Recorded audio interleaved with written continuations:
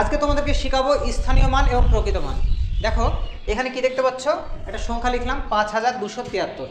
এবার দেখো এখানে কি কি সংখ্যা আছে, 5, 2, 7, 3, এই চারটে অঙ্ক আছে আর কি।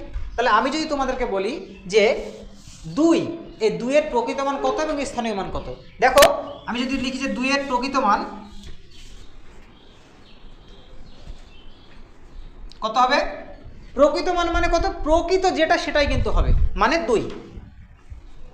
ঠিক আছে, ওর মান যেটা দেখতে পাচ্ছ প্রকৃত মান যেটা সেটাই কিন্তু হবে। আর তোমার নাম যদি বল, তোমার নাম ধরো শামীম, তো প্রকৃত মান তোমার শামীম মানে শামীমে হয়ে গেল। তার মানে কি 2 এর প্রকৃত মান হবে 2।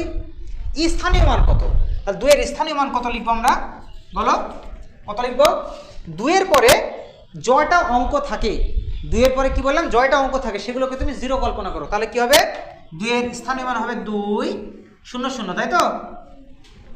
কত হবে, 2 আর 0, 0। এবার তোমাদেরকে যদি প্রশ্নটা একটু চেঞ্জ করে দিই তাহলে কি হবে, দেখো 5 এর প্রকৃত মান কত, আমি কি বলেছি, প্রকৃত মান মানে 5ই হবে। ভেরি গুড, তাহলে 5ই হবে। আর যদি আমি বলি যে 5 এর স্থানীয় মান কত হবে, তাহলে 5 এখানে লিখে দাও। তারপরে দেখো কটা অঙ্ক আছে, 1টা, 2টো এবং 3টে, তার মানে 3টে তুমি 0 বসিয়ে দাও। বুঝতে পারছো?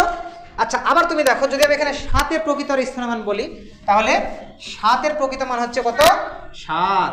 আর 7 এর স্থানীয় মান কত হবে, 7 এর পরে কটা অঙ্ক আছে, 1টা, মানে কটা 0 বসবে ওখানে, 1টা। Very good, very good. ঠিক আছে, সবাই বুঝতে পারলে তো? ওকে।